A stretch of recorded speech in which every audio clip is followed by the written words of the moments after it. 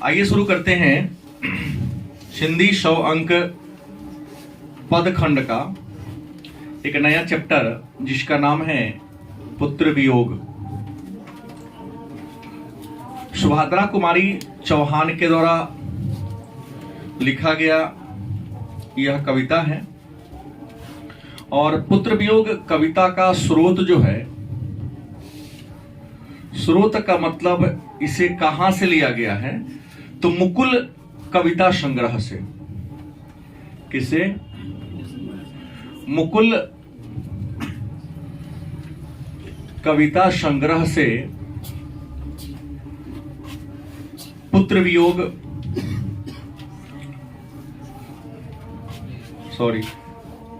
पुत्र वियोग मुकुल कविता संग्रह के लेखक सुभद्रा कुमारी चौहान है और पुत्र वियोग जो पाठ है, जो कविता है, वह मुकुल नामक पुस्तक से लिया गया है। मुकुल क्या है तो कविता संग्रह है, मतलब कई कविताओं का संकलन है इसमें। और पुत्र वियोग क्या है तो आपको बता दे, पुत्र वियोग शोक गीत है। शोक का मतलब है दुख। पुत्र के मृत्यु के बाद एक मां का मन कैसा हो जाता है, विचलित हो जाता है, उसी विकलता का वर्णन सुभद्रा कुमारी चौहान ने इस गीत के माध्यम से हम सबके सामने रखने का प्रयास किया है। ऐसे सुभद्रा कुमारी चौहान की बात करते हैं तो सुभद्रा कुमारी चौहान का जन्म 16 अगस्त 1904 ईस्वी को उत्तर प्रदेश के इलाहाबाद जिला, इलाहाबाद। अच्छा, एक बात याद रखेंगे, इलाहाबाद को प्रयागराज भी कहते हैं। निहालपुर नामक गांव में हुआ था। किस गांव में? सुभद्रा कुमारी चौहान जो हिंदी साहित्य की कह सकते प्रथम लेखिका थी। और एक विशेष बात और जान लीजिए, असहयोग आंदोलन में सम्मिलित होने वाले अगर कोई पहली महिला थी तो उनका नाम सुभद्रा कुमारी चौहान ही था। इतिहास का एक प्रश्न आप लोग जान ले कि असहयोग आंदोलन में शामिल होने वाली अगर कोई पहली महिला थी, फर्स्ट लेडी। कई प्रतियोगिता परीक्षा में प्रश्न पूछ दे आपसे, क्या पता बिहार सरकार का बीपीएससी जो है कहीं से प्रश्न उठा लेता है। दूसरी बात, असहयोग आंदोलन के दौरान जेल में जाने वाली प्रथम महिला अगर पूछे तो इन्हीं का नाम आएगा। और ये मध्य प्रदेश से एमएलए का भी चुनाव जीती थी। एक बार विधायक के पद पर भी इन्होंने काम किया था। तो सुभद्रा कुमारी चौहान जिनका जन्म 16 अगस्त 1904 ईस्वी को उत्तर प्रदेश के प्रयागराज, पहले भी नाम था प्रयागराज, आज भी नाम है प्रयागराज, बीच में इसका नाम क्या हो गया था? इलाहाबाद। तो उत्तर प्रदेश के प्रयागराज के निहालपुर नामक गांव में इनका जन्म हुआ था। पिता की बात करते हैं कि इनके पिता कौन थे तो पिता ठाकुर रामनाथ सिंह। पिता कौन थे? ठाकुर रामनाथ सिंह।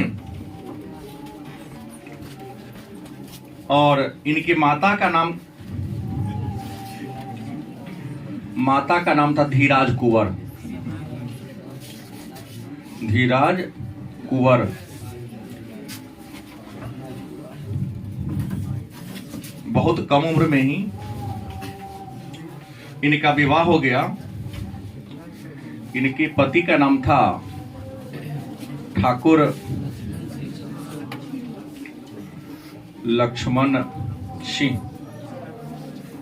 यह भी बहुत बड़े साहित्यकार थे। ठाकुर लक्ष्मण सिंह भी एक बहुत बड़े हिंदी साहित्य के विद्वान थे और ठाकुर लक्ष्मण सिंह के साथ इनका विवाह हुआ था 1919 ईस्वी में। मतलब कुल मिलाकर देखा जाए तो 15 वर्ष की अवस्था में इनका क्या हो गया था? विवाह हो गया था।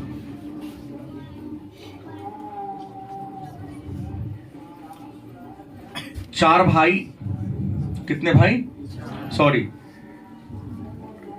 4 बहन व 2 भाई थे। कौन?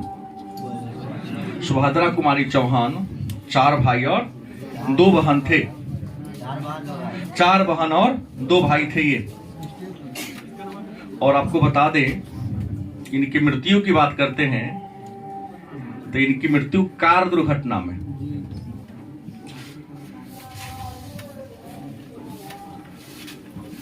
किसमें? कार दुर्घटना में 15 फरवरी 1948 को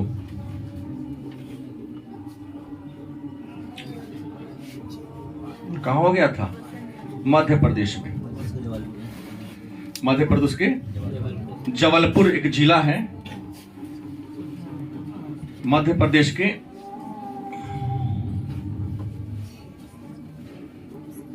जबलपुर में एक विशेष बात कि इनका जन्म 16 अगस्त 1904 ईस्वी को हुआ था। और 16 अगस्त 1904 एक तिथि है। कौन तिथि है? नाग पंचमी। किस तिथि को हुआ था?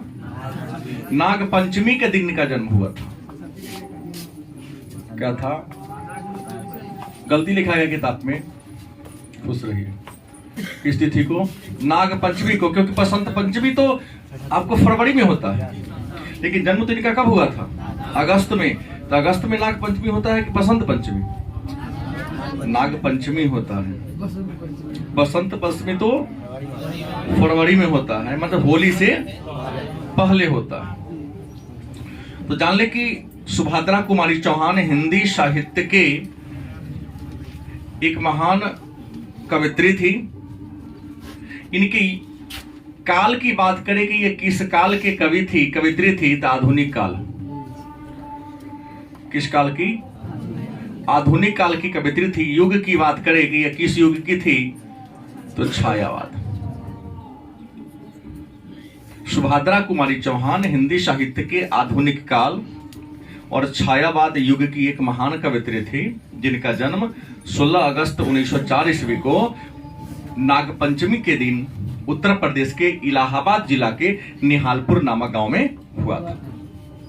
इनके पिता का नाम ठाकुर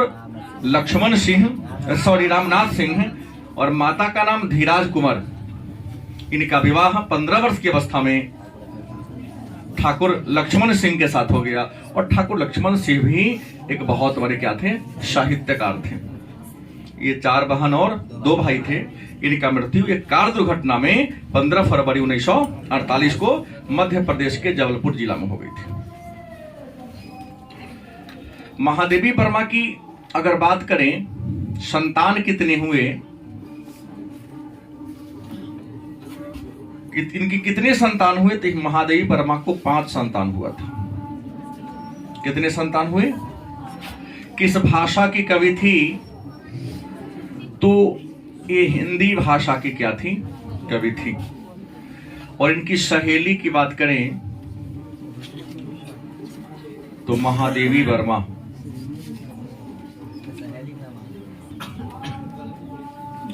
दोस्त, क्योंकि ये सुभद्रा कुमारी चौहान भी इलाहाबाद के जिस हॉस्टल में रह के पढ़ती थी, उसी हॉस्टल में महादेवी वर्मा भी पढ़ती थी। लेकिन अंतर यह था कि महादेवी वर्मा छोटी थी और सुभद्रा कुमारी चौहान उनसे थोड़ा सा क्या था? सीनियर था। और महादेवी वर्मा को हिंदी साहित्य की आधुनिक काल की मीरा कहा जाता है। महादेवी वर्मा को आधुनिक काल का क्या कहा जाता है? मीरा कहा जाता है। इनका तो विवाह हुआ और विवाह के कुछ ही वर्षों के बाद इनका विवाह विच्छेद हो गया था। ठीक है, इनका क्या हो गया? विवाह विच्छेद हो गया था। इन्हें आधुनिक काल का क्या कहा जाता है? मीरा कहा जाता है। तो आगे अगर चर्चा करें तो महादेवी वर्मा, एक बात मैंने विशेष बताया था कि असहयोग आंदोलन में भाग लेने वाली,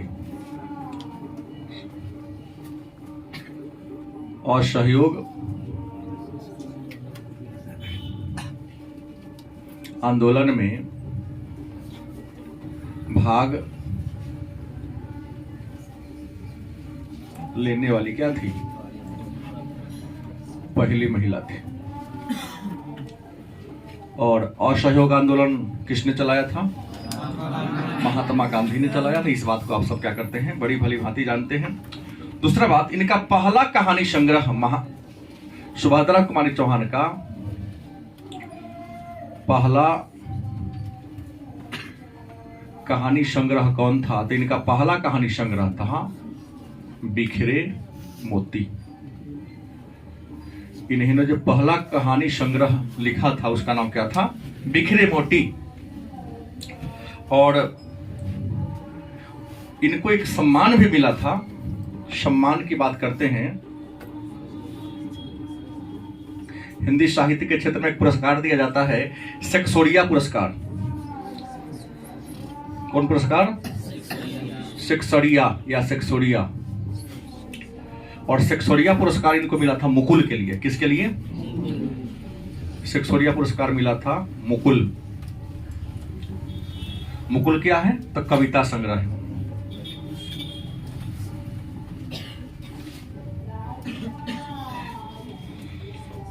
पहली बार माने प्रथम बार इनको सम्मान मिला था किस किताब के लिए? मुकुल नामक कविता संग्रह के लिए। कौन पुरस्कार? सेक्सोरिया पुरस्कार। और याद रखेंगे कि सेक्सोरिया पुरस्कार किस क्षेत्र में दिया जाता है? तो साहित्य के क्षेत्र में दिया जाता है। इन्हें दूसरी बार भी सेक्सोरिया पुरस्कार मिला।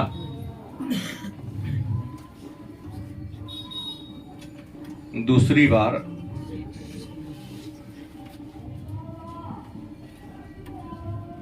सेक्सोरिया सम्मान बिखरे मोती के लिए मिला था। किसके लिए? और बिखरे मोती क्या है? कहानी संग्रह। बिखरे मोती कहानी संग्रह के लिए इन्हें दूसरी बार सेक्सोरिया पुरस्कार क्या हुआ था? मिला था। और सबसे विशेष बात एक और जान ले आप कि डाक विभाग ने सुभद्रा कुमारी चौहान हिंदी साहित्य की इतनी प्रसिद्ध महान लेखिका बनी कि डाक विभाग ने इनके नाम से 6 अगस्त 1976 को, कब? मरने के बाद, जो तो नहीं कि जीवन काल में ही जारी किया जाए। टेंशन ही नहीं है कि सर 48 में मर गई तो फिर सम्मान यहां कैसे मिला? भाई सम्मान उनके नाम से जारी किया जाता है। मरने के पहले बाद जिंदा में उनके हाथ में दिया जाता है, लेकिन मृत्यु के बाद अगर वो सम्मान मिले तो उनके परिवार के किसी सदस्य को दिया जाता है। तो डाक विभाग के द्वारा 6 अगस्त 1976 को कितना? 25 पैसा का डाक टिकट जारी किया था। याद रखेंगे। सुभद्रा कुमारी हिंदी साहित्य की प्रथम लेखिका थी। हालांकि इनके अलावे महिला की बात करते हैं, कई पुरुष ऐसे लेखक हैं, विद्वान हुए हैं हिंदी साहित्य के, जिनके नाम से डाक टिकट जारी हुआ है। लेकिन अगर महिला में पूछा जाए कि फर्स्ट लेखिका जिनके नाम से डाक विभाग ने कोई डाक टिकट जारी किया तो कौन थी? सुभद्रा कुमारी चौहान थी। और एक और विशेष बात, एमपी से विधायक, सॉरी विधायिका होगा, विधायिका के पद पर चयनित। मध्य प्रदेश से यह विधायिका, विधायक होगा तो पुरुष हो जाएगा ना, विधायिका के पद पर भी क्या हुई थी? चुनी गई थी। कहो कि सर चुनाव तो 1952 के बाद हुआ। तो उम्मीद है मैं आपको पढ़ाया हूं कि ब्रिटिश काल में 1937 में पहली बार चुनाव हुआ था। 8 प्रांत थे उस समय, याद है ना? तो ये इनका क्या था? पद था। अब प्रश्न रचना की बात करते हैं तो रचना में सबसे पहले लेते हैं कहानी संग्रह की। क्या बात करते हैं? कहानी संग्रह कौन कौन है? तो आपको एक तो पता हो ही गया है कि इन्होंने कौन कहानी संग्रह लिखा। तो कहानी संग्रह बिखरे मोती और बिखरे मोती है ना, यहां कहीं लिखा हूं ना। बिखरे मोती क्या है? कहानी संग्रह है। और एक और किताब है ना, सभा के, क्या है वो? कहानी संग्रह। दूसरा कौन है? सभा के खेल। लेकिन कहानी संग्रह सभा के खेल नहीं है। अगर वो लिख दिया है तो गलत लिखा है, वह बाल साहित्य है। क्या है? हमने कहा कहानी संग्रह अलग अलग चीज, अगर इसको हम वर्गीकरण कर रहे हैं तो कहानी संग्रह में इनका है उमादिनी और सीधे साधे चित्र।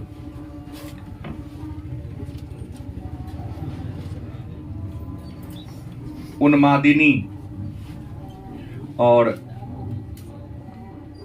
सीधे साधे चित्र, ये इनका 3 क्या है, कहानी संग्रह है। उसके बाद कविता संग्रह की बात करें, इनके द्वारा लिखा गया कविता संग्रह की बात करें तो सुभद्रा कुमारी चौहान ने कविता संग्रह है 2, एक है मुकुल और दूसरा कौन है, त्रिधरा। कौन है? इन्होंने बाल साहित्य के लिए ज्यादा फेमस है, कुछ बाल साहित्य भी लिखा। उसमें देख फेमस हो गया है कि यह कदम का पेड़ अगरमा पढ़े होंगे, यह कदम का पेड़ अगरमा होता यमुना तीरे, मैं भी उस पर बैठ कन्हैया बनता धीरे धीरे, याद होगा, इसी से ही फेमस हुई थी। और झांसी की रानी सुभद्रा कुमारी चौहान के द्वारा लिखा गया था कि सिंहासन हिल उठे राजवंशों की भ्रुकुटी तानी थी, गुमे हुई आजादी की कीमत सबने पहचानी थी, दूर फिरंगी को करने को सबने मन में ठानी थी, चमक उठी सन 57 में वह तलवार पुरानी थी, बुंदले हर बोलो के मुंह से हमने सुनी कहानी थी, खूब लड़ी मर्दानी वह तो झांसी वाली रानी थी। उम्मीद होगा ये झांसी वाली जो रानी कविता संग्रह है, कविता, इस कविता से ये ज्यादा फेमस हो गई थी। तो बाल साहित्य में कौन कौन है, तो बाल साहित्य में नंबर 1 में आ जाएगा झांसी की रानी, झांसी की रानी। दूसरा बात करते हैं तो कदम का पेड़, देखते हैं नंदन में, चंपक में, पेपर में कई बार बाल साहित्य देते रहता है, पेपर में भी कई बार आता है, नए नए जो कवि होते लिखवाते रहता है कि उनसे फेमस हो जाए। हाँ, और तीसरा क्या है, सभा का खेल।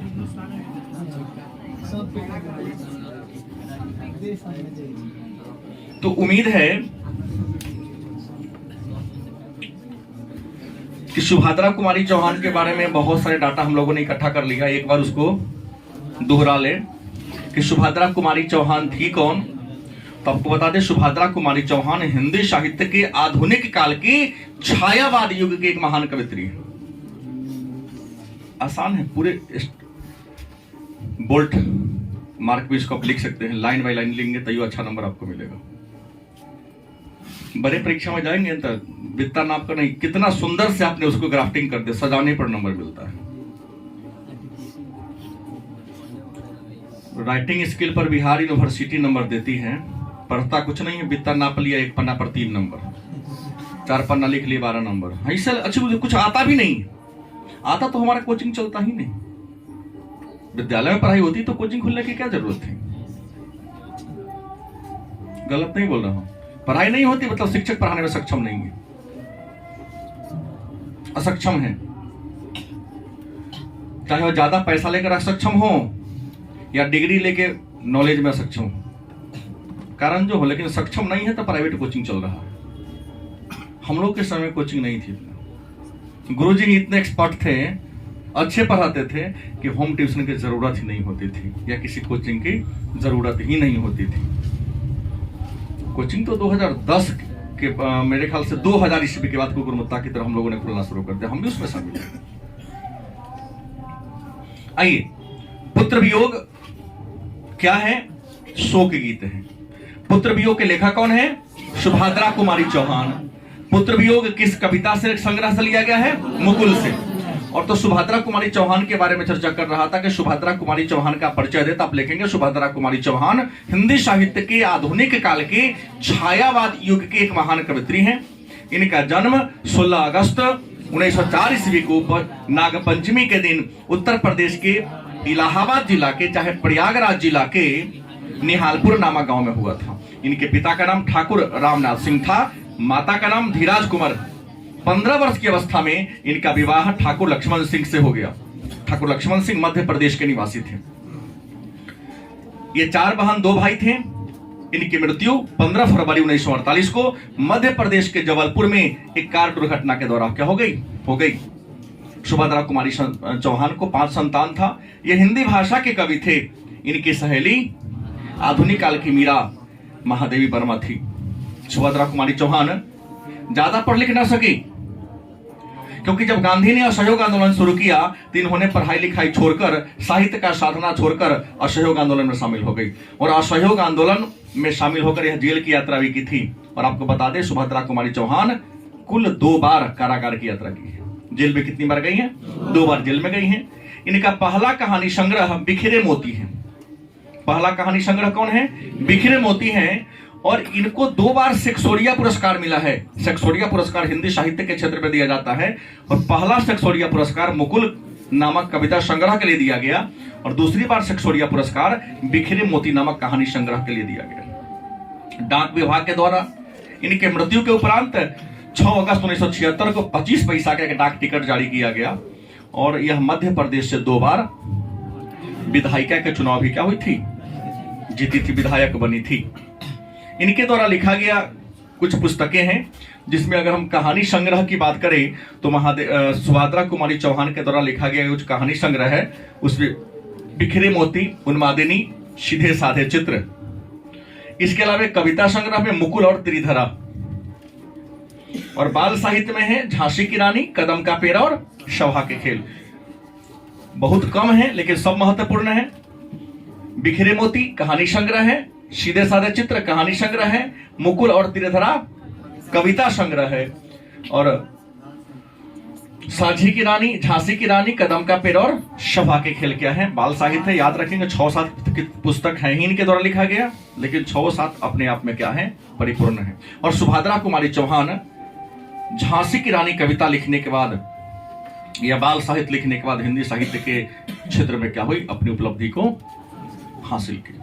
तो आइए शुरू करते हैं सुभद्रा कुमारी चौहान के द्वारा लिखा गया शोक गीत, जिसे मुकुल नामक कविता संग्रह से लिया गया है। नाम क्या है? पुत्र वियोग। पुस्तक आपके सामने होनी चाहिए। इसमें 10 पद हैं। कितने पद हैं? 10 पद हैं। पहला है, आज दिशाएं भी हंसती हैं। गौर से सुनेंगे। लिखा है, आज दिशाएं भी हंसती हैं, है उल्लास विश्व पर छाया। आज दिशाएं भी हंसती हैं, है उल्लास विश्व पर छाया। मेरा खोया हुआ खिलौना अब तक मेरे पास न आया। सुभद्रा कुमारी चौहान इस कविता के माध्यम से यह अभिव्यक्त करना चाहती है कि एक मां है जिसका पुत्र मर गया है, खो नहीं गया है, मर गया है। और पुत्र के मरने के बाद एक मां का हृदय कैसा होता है, एक मां की स्थिति क्या होती है, उसी बात का जिक्र सुभद्रा कुमारी चौहान पुत्र वियोग शोक गीत के माध्यम से हम सबके सामने रखी हैं। क्या लिखी हैं कि आज दिशाएं भी हंसती हैं। कवित्री कहती हैं क्या सभी दिशा क्या हो रहा है? हंस रहा है उल्लास विश्व पर छाया, मैंने पूरे संसार में खुशी का माहौल है। सभी दिशाएं हंस रही हैं और संसार में क्या है? खुशी का माहौल है। मेरा खोया हुआ खिलौना, कवित्री का खिलौना उसका क्या है? बेटा है। एक मां के लिए सबसे बड़ा खिलौना उसका संतान ही होता है, जब बच्चा बड़ा हो चाहे छोटा हो। क्योंकि देखते त्योहार होता है, सारा पकवान बन जाए, सब कुछ आ जाए, अगर मां का संतान उसके बेटा बेटी सामने नहीं होता है तो त्योहार का आनंद उसे नहीं आता है। छोड़ो पढ़ाई लिखाई बाद में, कलेक्टर तो बन जाएगा 2 दिन में, चलाओ यहाँ पहले। गलत सही? वह मां का प्रेम होता है। वही कहते हैं कि मेरा खोया हुआ खिलौना, माता का पुत्र क्या हो गया है? मर चुका है, जो कभी वापस आने वाला नहीं है। लेकिन मां को लगता है कि शायद वो आएगा, लेकिन आया नहीं। दूसरा है, शीत न लग जाए इस भय से। शीत मतलब क्या होता है? ठंडा। कवित्री लिखती है कि शीत न लग जाए इस भय से, नहीं गोद से जिसे उतारा। शीत न लग जाए इस भय से, नहीं जिस गोद से जिसे उतारा। छोर काम दौड़ कर आई, मां कहकर जिस समय पुकारा। कवित्री कहती है शीत न लग जाए इस डर से, बेटा को ठंडा न लग जाए। पूछा गया प्रश्न है कि मां अपने बच्चे को गोद से क्यों नहीं उतारती है? ठंड के भय से, कीड़ा के भय से नहीं, ठंड के भय से। वही लिखा कि शीत न लग जाए इस भय से, नहीं गोद से जिसे उतारा। एक मां अपने पुत्र को गोद से इसलिए नहीं उतारती है क्योंकि उसे क्या नहीं लग जाए, ठंड न लग जाए। काम छोड़ काम दौड़ कर आई, माँ कहकर जिस समय पुकारा। एक बार बच्चा सोया, अचानक बोल दिया, माँ खाना खा रही हो, खाना बना रही हो, बर्तन मांज रही हो या बाथरूम में हो, जो सामान जहां है वहीं छोड़कर सीधे कहां आती है? अपने बच्चे के पास आती है। क्यों? कहीं उसे कुछ हो तो नहीं गया। इसके बाद उसे कवित्री कहना चाहती है। तीसरा है, थपकी दे दे जिसे सुलाया, जिसके लिए लोरिया गाई, जिसके मुख पर जरा मलिनता, देख आंख में रात बिताई। थपकी दे दे जिसे सुलाया। एक मां अपने छोटे बच्चे को जब वो सोता नहीं है तो अपने गर्दन पर रख लेती है। गर्दन पर रखने का मतलब ऐसे रखना, और ऐसे रख के देखिए घुमाते के आंगन में और ऐसे ऐसे ठोकती रहती है। वही कहते थपकी दे दे, माने पीठ को सहलाना होता है। थपकी देना मतलब पीठ पर, ये ना कि जोर जोर से आप जैसे लोग जैसा मुक्का मार मार के सो जाओ ना तो और पीटेंगे।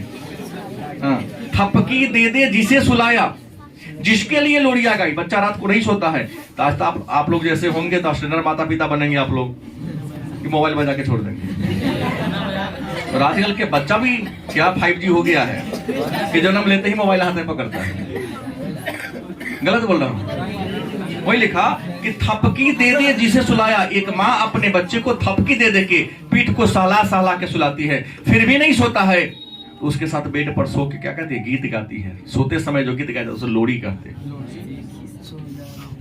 जिसके मुख पर जरा मलिनता। एक बार अगर बच्चे का चेहरा माँ उदास देख लेती है तो बच्चा चाहे सोया ही क्यों न हो, रात भर एक टक उसके चेहरा को देखती रहती है कि कहीं कुछ तबीयत खराब है तो हिला हिला कहीं कुछ हो न जाए। देखिएगा, इस बात को फीलिंग आप लोग जैसे कुपात्र संतान नहीं कर सकता है। गलती नहीं बोल रहा हूं। माँ अभी माँ है, बिया हो जाएगा, बुढ़िया हो जाएगी, भारी हो जाएगा प्रॉब्लम।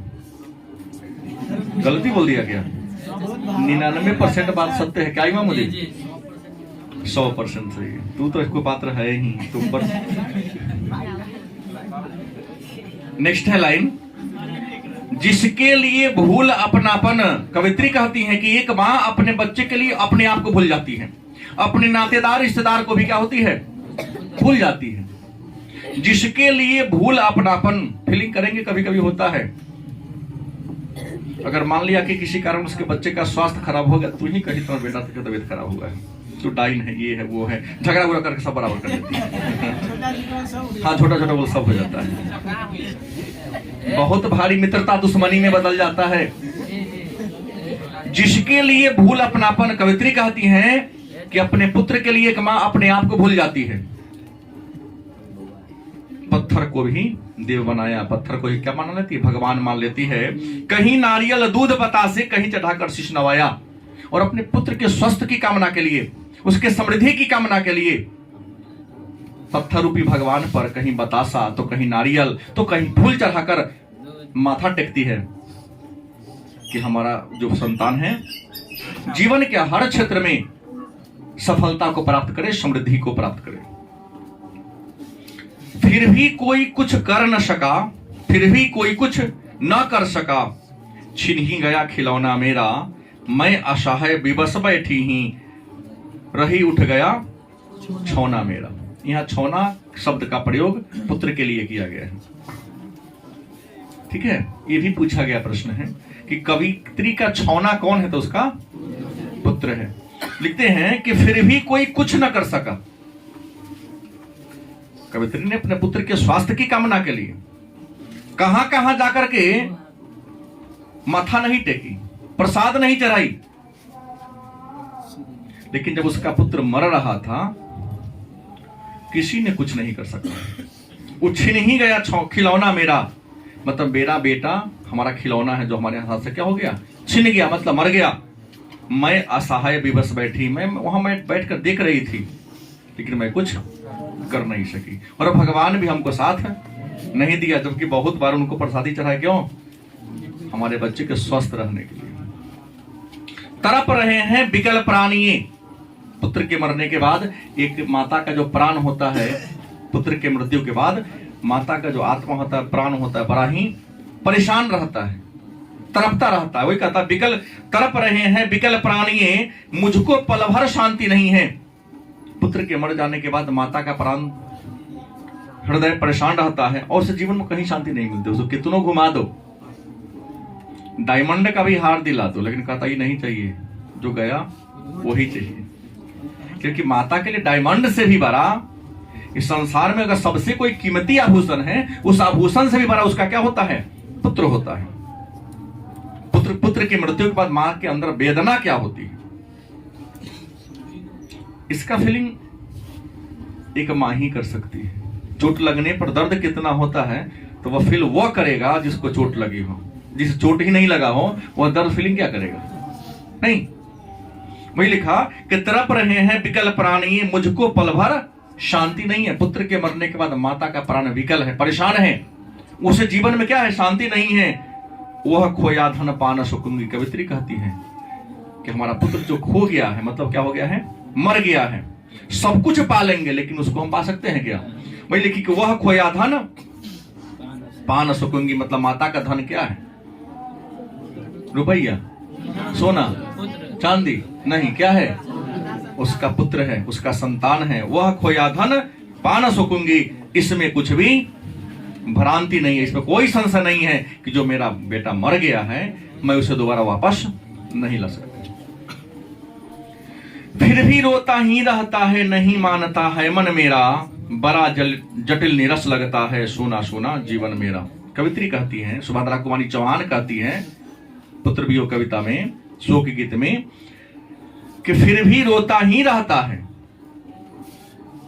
कुछ घटना घट जाती है तो अगल बगल के दाई माई समझाते कोई बात नहीं है, अरे भगवान एक लिए हैं, दूसरा देंगे।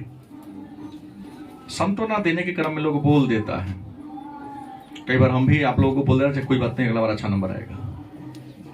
लेकिन उस समय जो आपको कम नंबर आया, जो आपके हृदय में फीलिंग चल रहा है, मैट्रिक में 1 नंबर से कम फर्स्ट डिवीजन छूट गया, सांत्वना देने के लिए लग रहा है इंटर में अच्छा आएगा, लेकिन मैट्रिक में नहीं ना आएगा, इंटर में ना आएगा।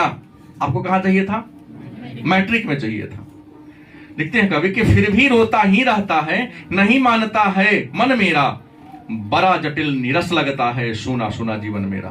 मतलब कवित्री कहती कि पुत्र के मर जाने के बाद माता का जीवन क्या होता है? सोना हो जाता है, जीवन नीरस हो जाता है, उसके जीने का कोई सहारा ही नहीं होता। क्योंकि एक मां के जीने का सहारा उसका संतान ही होता है। पति के बाद अगर एक महिला के लाइफ में जीने का कोई सहारा है तो कौन होता है? संतान होता है। देखते कई लोग हैं, अचानक शादी के बाद एक लड़का हुआ था, लड़की हुई, उनकी मृत्यु हो गई, तो अपने पुत्र के सहारे वो क्या करती है? जी लेती है, जीवन गुजार लेती है कि चलो ये बड़ा होगा तो जीवन में क्या होगी? ये होगी। अगला है, यह लगता है एक बार यदि, एक मां महसूस करती है मरने के बाद भी, मर के खुद हिलाए कि उठ कहीं जग जाए। फिल्मों में भी देखे होंगे आप लोग। लिखता है कि यह लगता है एक बार यदि, पल भर को उसको पा जाती, जी से लगा प्यार से सर, सहला सहला उसको समझाती। कवित्री महसूस करती है, कवित्री कहना चाहती है कि एक मां फीलिंग करती है पुत्र के मरने के बाद भी कि एक बार यदि मेरा बेटा हमारे पास आ जाता तो उसको पकड़कर गले से लगा लेती और उसको सिर को सहलाकर समझाती, तो हमको छोड़कर क्यों चला गया, क्यों जाकर रहा है, क्या कमी किया हमने तुम्हारे प्यार सम्मान में। मेरे भैया मेरे बेटे, अब मां को यूं छोड़ न जाना, बड़ा कठिन है बेटा खोकर मां को अपना मन समझाना। कवित्री कहती है कि मां समझाएगी। कवित्री कहती है कि जब दोबारा मिलेगा तो मां समझाएगी कि मेरे भैया, प्यार से मेरा बेटा, मतलब मां को छोड़ के मत जाना, क्योंकि बड़ा कठिन है। जीवन का सबसे बहुमूल्य धन मां का क्या है? संतान, बेटा है। खोकर एक मां का जीवन को क्या करना? बिताना। अगला है, भाई बहन सब भूल सकते हैं। कवित्री कहती है, कवित्री सुभद्रा कुमारी चौहान कहती है इस पुत्र वियोग कविता में कि भाई बहन भूल सकते हैं, पिता भले ही तुम्हें भुलावे, किंतु रात दिन की साथिन मां कैसे अपना मन समझावे। सुभद्रा कुमारी को चौहान इस कविता के माध्यम से कहती हैं कि भाई के मरने के बाद भाई भूल जाएगा, उसे याद भी नहीं रहेगा कि मेरा भाई था जो मर गया। बहन भी भूल सकती है, हाँ दूसरा भाई नहीं होगा तो रक्षाबंधन के दिन उसको याद आएगा। सिर्फ रक्षाबंधन के दिन, जिस दिन शादी होगी उस दिन काश मेरा ही भाई होता तो मेरे साथ जाता। बहन की जब शादी होती है तो जाता है ना, बहन को याद आती है तब जब दूसरा का भाई जाएगा उसके भाई कोई नहीं, उस समय फीलिंग होता है कि काश मेरा भी भाई होता तो हम भी राखी बांधने जाते, शादी में मेरे साथ आता, हाँ लोकनी बनकर। और जब भी मौका मिलता, जैसे सबका भाई आता मेरे भाई भी हमारे। पैसा ठगना कोई ये बात नहीं है, तुम इसको भावनात्मक रूप से नहीं पढ़ोगे तब तक दिमाग से ऊपर ऊपर जा रहा है। यहाँ कविता मनोरंजन का नहीं है। वही कहते कि कवित्री कहते कि भाई बहन सब भूल सकते हैं, पिता भी भूल सकते हैं, लेकिन माँ क्या है, वो तो दिन रात की साथी ने 9 माह अपने गर्भ में रखी, उसको पेट में रखी, और कम से कम 5 साल तक तो अपने साथ कंगारू की तरह, जैसे कंगारू अपने बच्चे को पेट के खोले में, तो वैसे ही कम से कम 5 वर्ष की अवस्था तक एक माँ अपने बच्चे को सीने से लगा के रखती है। और वैसा पुत्र अगर मर जाए तो क्या होगा। माँ के लिए तो चमड़ी के समान होता है ना उसका संतान, जैसे चमड़ी को हटाया नहीं जा सकता है, तो एक बच्चा को उसके माँ से अलग नहीं किया जा सकता है। तो किंतु दिन रात की साथिन माँ अपने मन को कैसे समझावे, क्योंकि पुत्र को खोकर एक माँ कभी शांत नहीं रहती है। तो ये रहा आपका सुभद्रा कुमारी चौहान के द्वारा लिखा गया पद शोक गीत पुत्र वियोग, जिसे मुकुल नामक कविता संग्रह से लिया गया। उम्मीद है आप सबको समझ में आया होगा।